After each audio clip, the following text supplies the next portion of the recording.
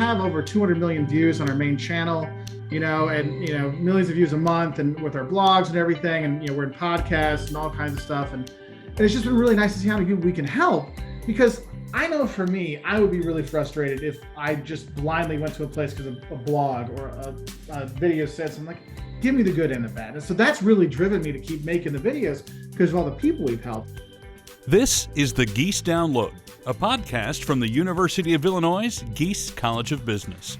I'm your host, Tim Sinclair, and today's guest is Mark Wolters, Teaching Associate Professor of Business Administration and Academic Director at Gies. Plus, he's the host of a wildly successful travel-based YouTube channel.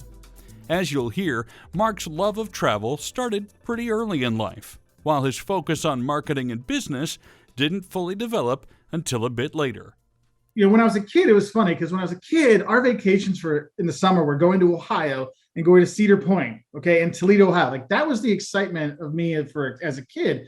And as I grew up, I studied abroad when I was in high school because it was really fun. And then I studied abroad when I was an Illinois student. I studied abroad a couple of times there. So there's once I started to be able to travel internationally, it really got to be something really important to me. And I remember I was in Italy. I was doing my PhD at the time, and I had a break. And so I went to Italy to see some friends that were there. And I bought a guidebook at the Venice airport. And in the guidebook, it listed the best towns to visit and how to order. And the descriptions were amazing. I'm like, wow, this place sounds wonderful. This place sounds wonderful. And so I show it to my friends who are from there. Like, they're from there. Their grandparents are from there. Their great-grandparents are from there. They've been there hundreds of years. And all of them were like, wow, this place sounds great. We've never gone there. Red flag right there. I think I should be paying attention to this. But I didn't know. I was a fresh traveler at the time. And so I go to the town. The palace is closed. The museum doesn't have anything special. The market square, the town square they talked about, was a parking lot. And I'm like, come on, that's not right. And I understand why they do it because, you want to make it so places look nice, so it kind of sells the destination, so people get excited for it. But all I could think of was my friends back home, because at the time, I was in my 20s, and so your friends have 10 to 14 days of vacation a year, and you maybe get to do, for some people, you only get a once in a lifetime opportunity to go to Europe or go someplace far away. And so I was just thinking, people go on a 10-day vacation, Friday to the next Sunday or something like that, and if they read this guidebook, they would probably spend a day or two in this town or book a hotel in this town because it sounded too good to be true. And I'm thinking they just wasted 10% of their once in a lifetime vacation because someone wasn't fully honest about a destination. I was like, that's not right. We started making these videos. The first kind of videos that really took off were these 5 things you'll love and hate about going to a destination. And the thing is, the hates aren't hates. Most of them are mild annoyances, but it's the internet. No one watches, 5 things you're going to love and 5 things that will mildly irritate you when you're there. You're like, 5 slight inconveniences, right? Yeah. Yeah. So that got me. Then we started making videos there, and then it kind of grew because we saw how many people we were helping. I mean, we've have over 200 million views on our main channel, and millions of views a month, and with our blogs and everything, and we're in podcasts and all kinds of stuff, and it's just been really nice to see how many people we can help. Because I know for me, I would be really frustrated if I just blindly went to a place because a blog or a video said something. Like, give me the good and the bad. And so that's really driven me to keep making the videos because of all the people we've helped. And it's been cool to see the world too and meeting people and new cultures. But that's what really drove me into the travel stuff. And I think the honesty of just, being honest, the good and the bad. And, hey, I'm a normal dude going on vacation with my family. You want to know that. That's really resonated with a lot of people. I'm interested as you talked, because for many, when they hear marketing, and you're a marketing professor at Gies, that was your major, as I understand it, in college. Yes, it was. So it's fascinating to me that you saw a marketing brochure and went, no, this is all wrong. You're selling it too well.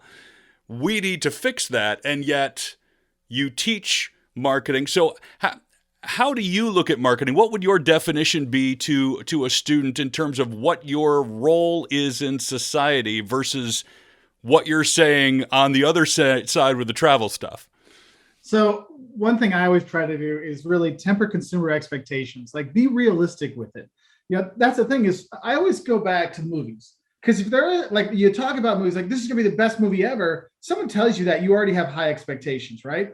But if you go into a movie not thinking it's gonna be anything and then it's just okay, you're actually way happier with it. Like I remember I love the Resident Evil movies. They are like the most campy, like not well done movies, but they're fun. And I expect next to nothing, but I walk out happy and I go see all of them just because I'm not expecting Citizen Kane. I'm just expecting to be, mildly entertained. And I am, and it's perfect.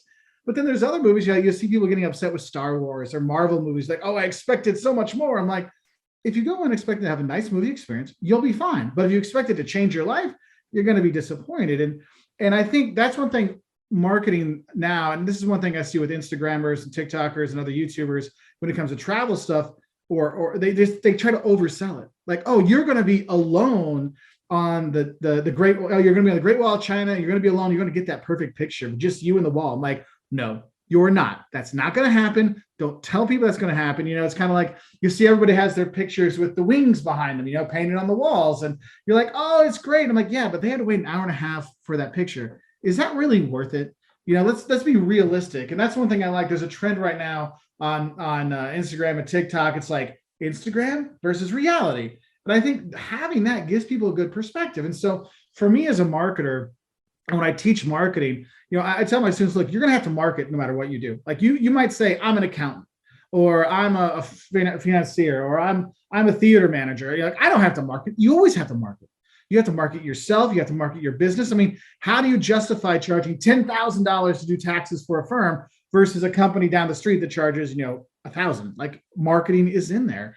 And I think that's one of the things I really try to get across to my students. You don't understand how much marketing shows up in your life. Like you will market, you will sell yourself. You have to market yourself when you get that job. You have to sell yourself to a new client.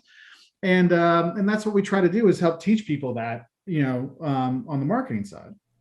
The marketing brochure, let's do a case study for a second. This thing obviously was selling you ongoing. Whoever did it did their job well enough that, the result was what they were hoping for, that people would show up. Now, they were disappointed, and obviously that's not a good thing. How would you have instructed the people who are putting together that brochure for Venice to do it differently and yet still do their job? Because it feels like that might be a tough sell. I would have had it where you have, maybe you don't put your top 10 or less than number 1, 2, 3, but you have the more important cities. Like it should have Venice number 1 and Verona number 2, and then maybe Vicenza or Bassano Grappa, like some of the more touristy towns. Have those there, then have like other destinations. Because just right there, if you have your top destinations and other destinations, people already have tempered their expectations. I'm not going to see the reinvention of pasta when I go to this town. I'm going to have a nice time. I might meet some people, but it's not going to blow my mind, right? And it's the little things like this that you can do that will kind of indicate that. Also, this is one thing I see with travel blogs and guidebooks not a lot of times, but sometimes you'll see that they'll just take from other blogs, they'll take from other videos, like the ideas, and they'll just regurgitate it like it's the truth. And that's why it's always important to do research to make sure, does this thing actually do this? Is it really the best movie ever? Does it really help you regrow your hair? Like it can tell you that, but does it really do it? And that's one of the things you really have to think about. And with them, I would say, look, read through it. Like, have you been there? Like now that I've gone to that town, I really don't think that person ever went there. And I think that's one thing, is once you do that, people can't trust you again. Like that guidebook series, it was an Italian book series, but they had an English translation of it. And I know, like, once I had that, I'm like, I'm never buying a book from them, and that's what you have to realize. Like, if you oversell, yeah, you got me to buy once, but I'm not going to come back again. Let's go back in time a little bit. I'm interested into what got you interested in marketing in the first place? Why choose that as a major? Was there something growing up or from your parents or whatever that sparked an interest? And then as a follow-up, did you think that would lead you to teaching marketing, or did you think that would lead you to doing marketing? And I don't want to get into the those who can't do teach thing, but you know what I mean. If people say all the time, it doesn't hurt my feelings. I'm totally fine. I practice what I preach, so it's fine. When I got into marketing, I know because I went to Illinois for my undergrad, and I got in the College of Business. And my dad had worked in business, and I had already studied abroad, so I knew I wanted to do something international businessy. I wasn't sure what. And so I came to U of I had, you have your basic course, economics and accounting and finance. You have those basic courses when you're starting out. And I wasn't sure it was right for me. And then I went to it's a class that I actually teach now, BADM 320, Principles of Marketing, which I remember I was in that class and the professor was teaching and it's funny, it's in the exact same classroom I teach too. And what he was talking about, everything clicked. I'm like, yes, yeah, I love this. This is it. And that really influenced me. And this is something I want to do, And so that got me to become a marketing major. I did my courses there. And then when I was before I got my PhD, I was teaching in Lithuania and I was doing branding and strategy and marketing consulting as well. And that was just wonderful. And it all kind of came together. And it was funny because you asked, like, how did I end up with the teaching thing? Well, I still remember my freshman year, walking through the graduate library. There's that hallway with the bronze tablet guys are on there and gals. But I remember walking through there and kind of thinking to myself, like, I really like the business side of it and to see the world that way, but I kind of want to teach. Maybe I should switch to the College of Education. And I kind of went back and forth and thought, well, you know what? I'll just stay in business. I'll stay in business. I got my degree there. Then I went to my master's in Germany. And when I finished my master's in Germany, I saw this announcement for a college in Lithuania. They were looking for volunteer instructors at a university there. And I'm like, you know what? I've always wanted to work in Eastern Europe. I always want to try out teaching. Why not spend a year? See if you like it. You're a volunteer, give back, do that. So I went there for a year, loved the teaching, just loved it. Ended up teaching at 5 different schools in Lithuania. That 1 year in Lithuania turned into 3.5 years there. And after a while, I'm like, look, I want to do this as a career. I love the teaching. And I was doing the consulting at the same time. So it was good. But I knew that, look, if I want to make this a real career, I got to get a PhD.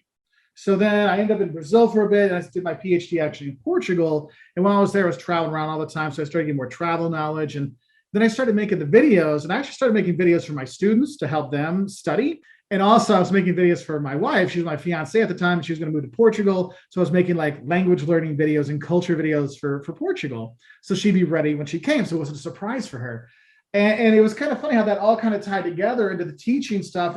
And that's why I never really consider a separation in education, because the teaching of the marketing or the teaching of the travel, it's all teaching. It's all helping people do better. Because whether I help a student do better on their grades or do better and figure out what career it's right for them, it's the same positive feeling I get when I help someone else choose the right destination to have the great trip for themselves. It's one of those things that it's very rewarding no matter what you do. And so I've been very lucky that the education thing really gave me a lot of opportunities.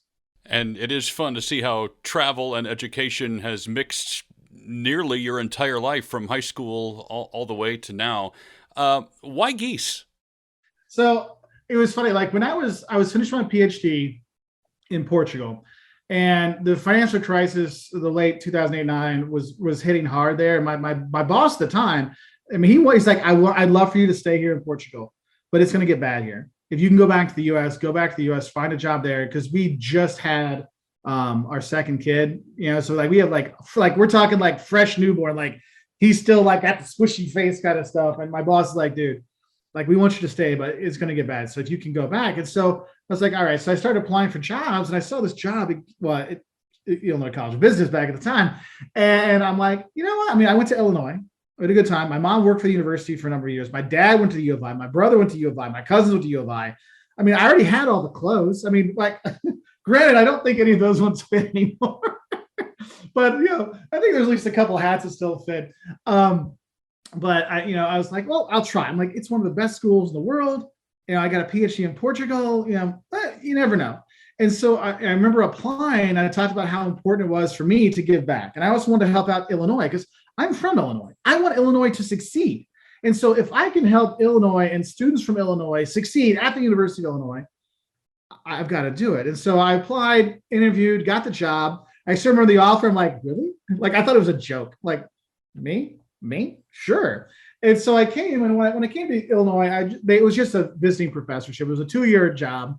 I'm now starting, I think, year 12.